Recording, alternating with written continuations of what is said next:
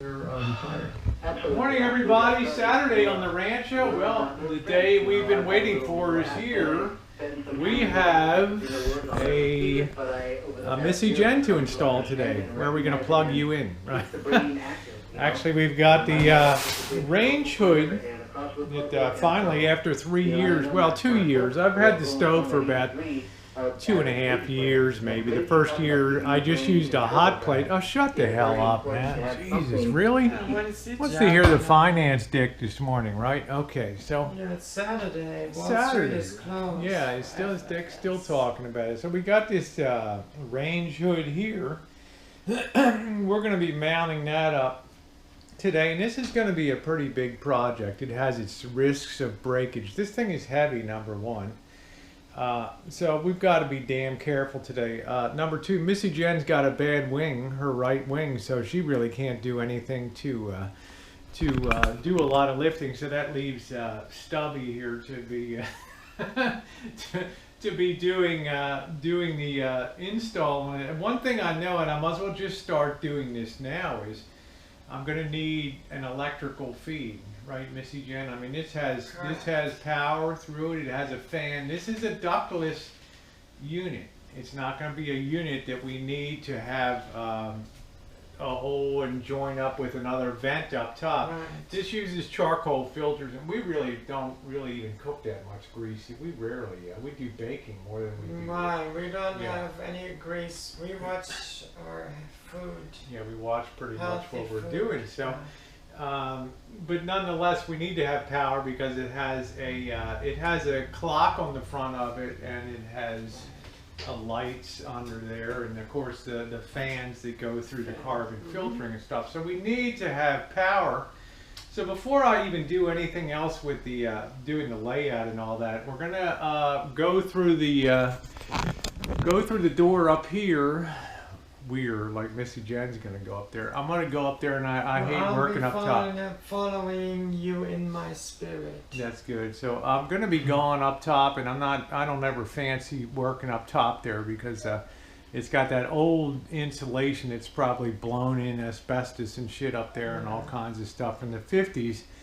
But I need to go up there and find a junction box to pull off of and get a feed here that I can take a feed over here.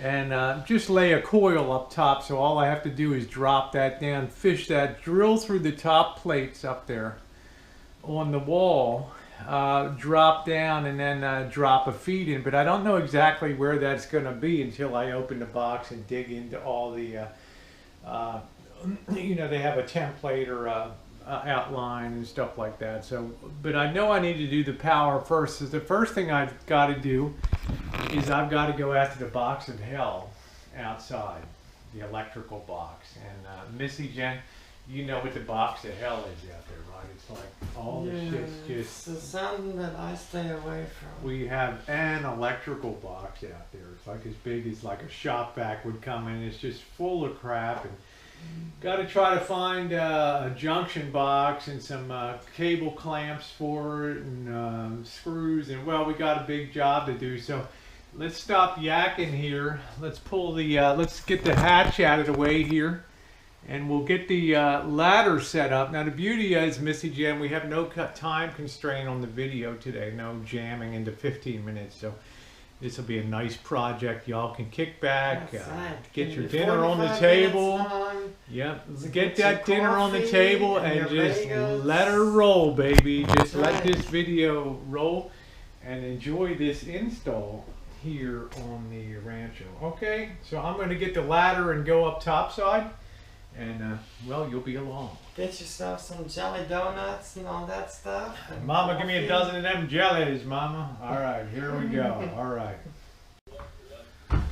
Okay, guys, we got the ladder in position. Trying to make it up top. At least it's better than working on a hot day here. And gotta keep my relative position noted here. And here we are up top. You can see all the home runs for the lighting. I converted everything to can lights, recessed lights, in the ceiling, but I got to come back and put cable clamps on a lot of these things. There's our feed for the internet and everything. I want to double check that box anyway to make sure I'm not getting interference when we're using these damn CFL lights. Yeah, this took a lot of rewiring for this house, I'll tell you that. So, but it's all code. Code allows you to just loosely lay it up on top of the thing. So this is this, I don't know what the hell this is, probably just pure asbestos up here. So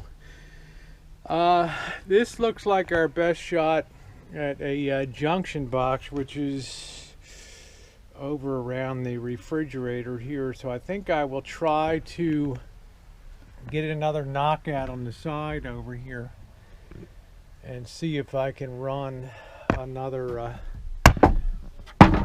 power tap over here. And I have to run it over to around where the stove is over here, and I'm just figuring stuff up. There's the cable that goes down to behind behind the wall of sound for the cable TV and the internet. So it's all of our duct work for the heater I had put in. Nice new gas furnace. We used to have one of those dumb wall heaters. That was lousy. So, okay, so looks like I'm going to need some larger size cable clamps over here. We'll pull the cover on that, cut the power inside, and do a hookup off of that and run it over here and have it coiled and ready to drop. So I've got to go out to the box, see if I have looks like a 3/4 inch cable clamp there for that. So all right, welcome to Above the World here. And luckily I never punched through any of between these rafters and stuff and fell through. But yeah, this place is high and dry. It's always stayed dry. So, well, let's head back down and hit the box out there and get what we need. See if we got enough of a wire to loop over there and drop down. All right, got some of our tools and our spool up here. I had to run down to the big box Dick's here and pick up a new spool of the ground hot and neutral there. It's 600 volt rating. I'm not going to be powering up the Sears Tower here, so I don't need to have super jumbo. So I'm going to crack the box here. I think I'm going to cut the circuit breakers into the house. While I do that, you know, to do this kind of thing, you're going to need your Phillips and your regular screwdriver, a good pair of dikes for cutting some of this cable. You're going to have a hard time with regular wire cutters, and then of course a decent set of wire strippers and stuff. So I'm going to go ahead and cut the power now, crack her open, and let's see if we can get her tied in there. All right, there's our junction box inside. So we'll pull our ground, our hot, and our neutral out here. And I think we'll, just to keep it orderly, I think we'll punch through this side over here, put a new cable clamp on, and tie her in. So let me grab my... That's the way you do a quick knockout. There you go. Pull that out. We'll install get our clamp in there. I think I got the right size, yeah. 3/4 inch. We'll throw the clamp in there, and then we'll pop the wire in there and run our coil over there. We can turn the house power back on for a while. And at least we'll have our feed ready to drop down the wall. Okay, let's put our gloves on. I hate to work without gloves here. These are the holy ones. blessed by heavy work days. Just try not to breathe too much up here with all this shit insulation in here. Let's get our wire cutters here. Let's strip back our insulation on there. Let's get her tied in over here and we should be good to go, guys. I should always should have started this with the disclaimer that if you don't know what you're doing with electricity, leave it to an electrician or you know, a handyman, because this is lethal. This stuff could kill you, especially if you have a weak heart. So I've got all the our neutrals all tied together now. I tuck them in. That's the white. I got our hots. They're all good. I'm going to tuck them in right in the box there. And all I have to do is pop the cover on here on the side and tighten her down. And then we've got a really nice we got a nice power tap here that we can take over around where the stove is, and then we'll drop it in a bit. All right, it's time to go on down now. We got our feed all buttoned up. We don't have to worry about that. And we've got that coil thrown over there in the approximate position that the we'll be going down through the top plate there. So, all right, it's time to go down now and start on the layout of the range hood. We know we got the power feed, so I'm actually gonna leave these tools up here. Not gonna need them for a while, and we'll go down and we'll crack the box and see what we got. Okay, our power's back on. No shorts or anything. I left that spool up there, but they're set up so the ends of them won't short on the coil. So, yep, got all of our power back on. There's always tight maneuvering in here. There we go, our box here. And there's our glass hood. We want to be very careful. The stainless steel is really heavy. Be very careful not to mar it.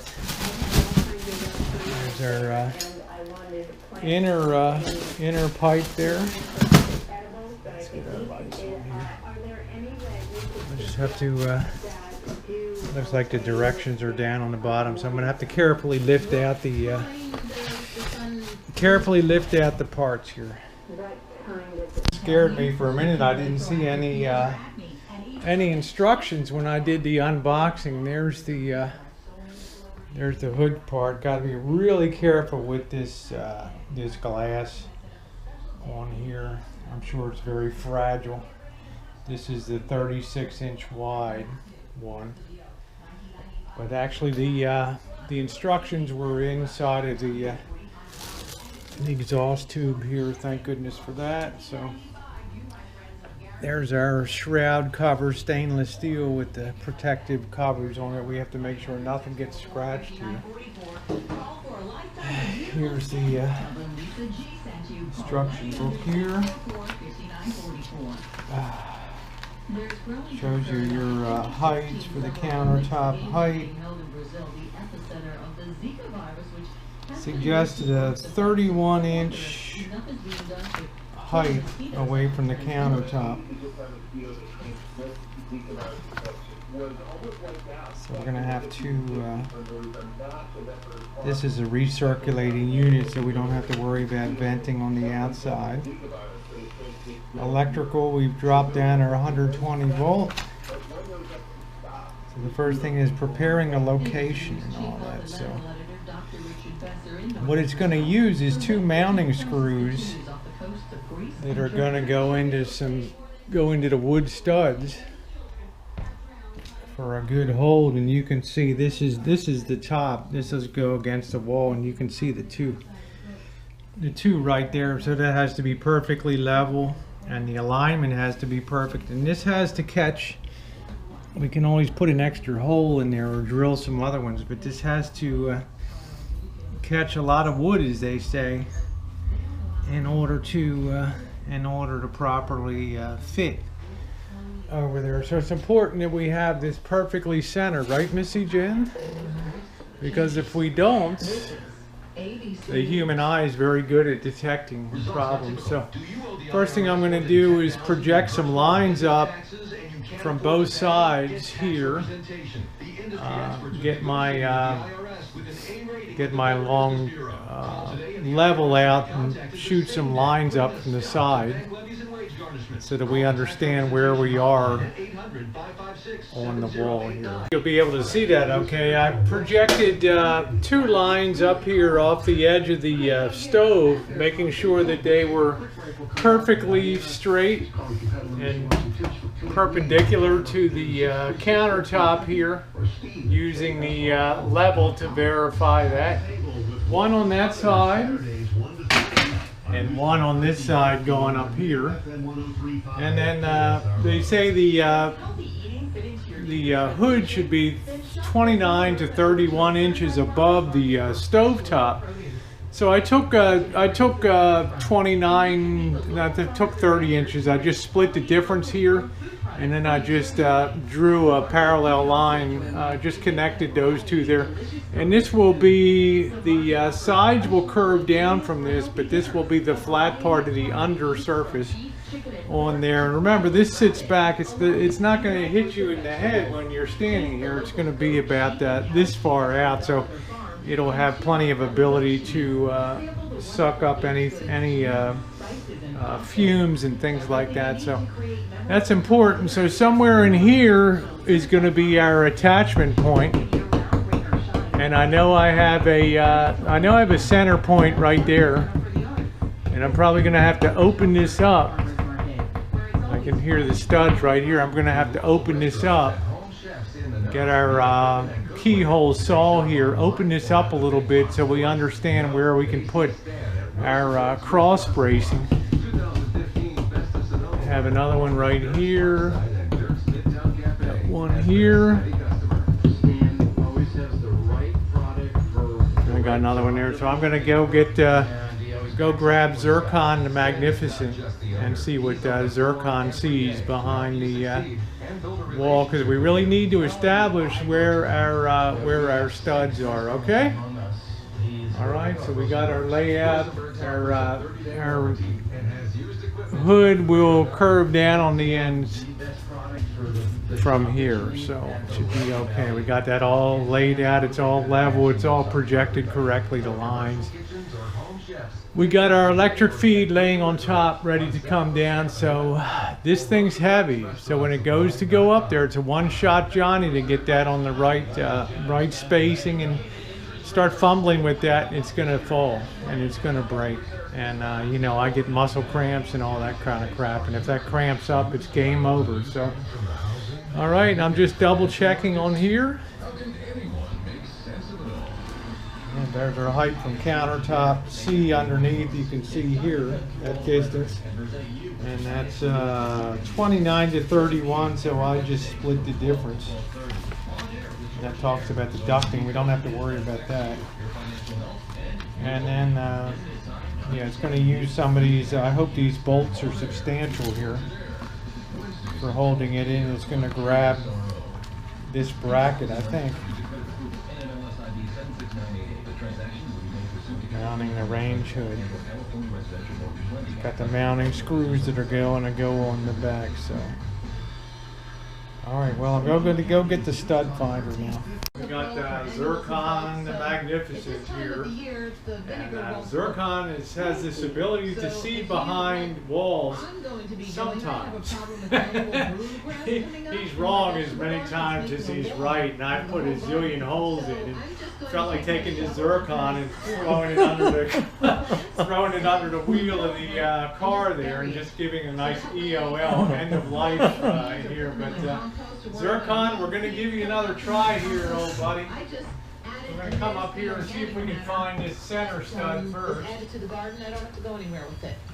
So just use it full force then, right? Yes, yeah, full strength. And during the summer when it's hot and all those summer weeds are coming try up. for the stud scan here. And you know, it will help. It will help. And you might have to go back and give it another shot or two, but the hotter the day, And especially when the seeds are in, the plants are in full sun. Yeah, I think that's center Doesn't do too line much right really if there. they're in the shade. On that, let's go And down you know, here it and does, see. the plants do take a hit. I mean, You can come in so people can see what actually happens, what you see on the screen here. Bermuda grass too. Bermuda took, you know, thin blades of Bermuda grass. It doesn't like that, but it didn't. We're going to try to center that up, and then you can kind of make your marks right there, and that should be one stud. In theory. Also, You can too, take if your you have knuckle, area, you know, hand pulling would be your best bet, and even if you have small and where the weeds tone that feel gets less wild, hollow, like a carpet, like what I have, put a thick layer of composted mulch on top. Or if you happen to be planting for a while, you've got that's your where your cardboard stud for is sheet behind the mulching. wall. You That's can the use burlap, using the that would sounding be method good. there. That lasts For a long finding time. the stud. Anything you can do to exclude Come light. over here. You're gonna I don't believe that's a stud in there. That's on bark or chips or something mulch, else extreme. compost, whatever you can, or Now I'm even hitting pieces of electrical there. cardboard covered with compost or mulch, or several layers of burlap. This is center on Anything this you do, one. it'll kill them right away. And I can kind of measure that and just sort of see. Oh, thank you. We appreciate Yeah, I always thought we're like 16 inches on center for our studs, and that's correct on there. Reach us just as Evelyn. Let's run that off on that. Welcome to Garden Talk Live at KSRO. Good morning, Evelyn. Good morning. Morning. I heard the Make another gentleman mark talking right about there. growing it Amarillo. What we got, so I think we're gonna have to cut this open and do a little bit of racing and stuff, so we'll see. I I don't probably know. wouldn't put them outside at this time of the year. Just gotta think about stuff, find our last stud on You know, this side, if so you- alright, pots, obviously, crank so it off maybe here you take now them, and do a little more work up here. on a nice day like this, for digging them up and The dividing issue them. we have now is we found our 3 studs. We're 16 inches Tubers coming on up center. In other words, there's a stud every 16 inches on this wall. And as such, there's only one center stud right here, and that's not going to be enough support Okay, don't plant them straight for down. this unit. So I've marked out. We're gonna have to put some stringers across here, 2x4s, and you can see this is where a 2x4 will lay sideways in here, and we're gonna have to cut a piece here to here, and another piece there to there, and we're gonna have to drill and toe screw that in on its side.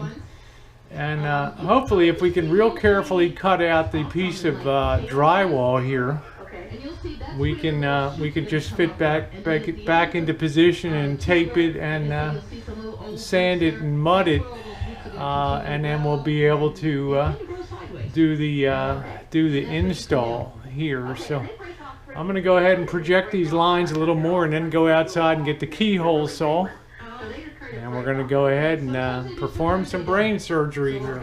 Okay, I took the saw and ran over here to a little fine adjustment with it, the radial saw. I set it to 5/8 of an inch, and I'm going to cut here until I feel the stud. Then I'm going to take it over a little more and use the knife and cut down so I'm about halfway on the stud, making sure I don't come through to the living room. To the wall there. And I want to use this to feel.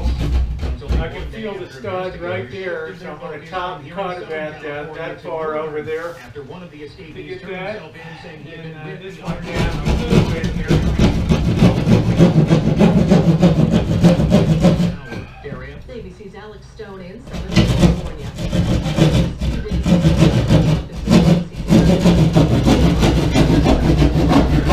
That's the way we're going to do it, and then we can fit our cross bracing in there.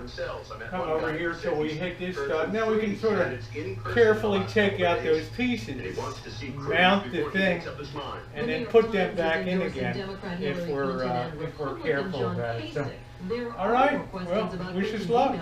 The layout for where we're going to do the cross bracing really helped establish where the studs are for sure, because I cut up to them here and then marked them 1.5 inches off each side and then centered the ones here. So all we have to do is come down about halfway across that, so we still have half a stud to hook onto when we reattach the drywall. and we'll come over halfway here and do the same thing, and halfway on that. So very carefully cut through that, and then see if we can remove this. I don't know what the chances are of getting it out in the middle here. I don't know. There might be a screw right in the middle holding the drywall. If our, depending on our luck, who knows? It may come out as a one-piece unit, and wouldn't that be beautiful? But then we'll go ahead and get our blocking all set. So I'm going to go ahead and do the cuts down the side here, and keep your fingers crossed. I know I probably look like the Pillsbury Doughboy, right? But kind of messy work. So we've got we got our cutouts there. Like I said, we couldn't get them in one piece. And I'm also fitting in where we're going to have our electric here. And you can tie it in, or you can just have it plugged in. So we're going to put one of these recessed outlets up there once we get her all set. So we'll just be able to plug her in once we hang her, and that's comfortably above the level where it should be interfering with anything up there. So yeah, okay, so Jen went down to the lumber dick to pick up some little thing of drywall compound. So we're going to go ahead and get this set into position now. I'm going to go topside and drop the power feed now, and get that all set. That chimney stack, the finished detail that goes up to the ceiling there, which you would call the ductwork up, the ductwork cover, that's going to be wide enough to certainly cover the electric is going to be hidden behind. So I'm going to go ahead and drop that feed down. All right, that run off that junction box is looking good over there. Down the feed hole. She came through the other side. I've mounted the outlet box here. Got that all mounted there. So we'll go ahead and we'll get this wired in and pop this over there temporarily till we well, probably hold off on that a while before we finish wiring that up. Oh boy, I guess that'll be once we get our bracing in and everything else. So I'll separate these, separate this hot, neutral, and ground so we don't short anything out when the power comes back on. I think that's okay. It looks separated there, but you never really know. I'm making pretty good progress. I've got the, of course, the electric mounted. We got our feed all set. I also have started adding the blocking back to the wall, so we have the really good support when we go to hang that range hood. 44 pounds on that thing, so that's going to be a lot of leverage working on. You can't just use anchors on drywall, sheetrock, when you're going to hang something that weighty. You're going to wake up one morning and find it smashed on the floor. It's going to pull right out those anchors. So you want to make very sure that you got good blocking. Yeah, it's a pain in the ass having to add this in and everything, but the end result will be worth it. We were pretty careful cutting out our pieces here, so we should be able to put them in pretty good. So actually we're in real good shape right now. We're going to get ready to start mudding this up. As soon as we get it in, replacing all of our pieces, we want to make very sure that we connect our 12-inch line back on it, so we know where to put our components. We want to mark our recheck our center line against the stove, which looks pretty good here. You know, we want to make sure that we don't screw it up in the home stretch here. So it's getting warm today, running out of gas a little bit, but most of the bull work is just about done now, and the ladder work and all that. So be tough, be strong, go Air Force. It's like driving the Golden Spike when you put in your last mofo there. Got the last piece set in there. I just got to screw it in. When you cut pieces for putting cross bracing on existing framing, you want to make sure you cut a little larger so that you pound that into position and it'll hold. If you make it loose and try to screw it in or hold it in position, it's going to drop down behind the drywall, the sheetrock down there, and it's going to be a problem. So it's a nice tight wedge fit. So we're going to go ahead and screw that in and double check and make sure all of our stuff is as flush as it can be. And we're going to mark our 12-inch lines here and then reattach our drywall, and hopefully, Missy Jen, we won't have any big issues or anything. So all of this will be hidden, but I still want to cover it over, do a nice wrap-up job on here, and then we can hit it with the green paint, and that'll hair dryer, and it'll dry. Everything will dry very quickly, take a half hour break or so. Okay, that's the plan. Okay. All right.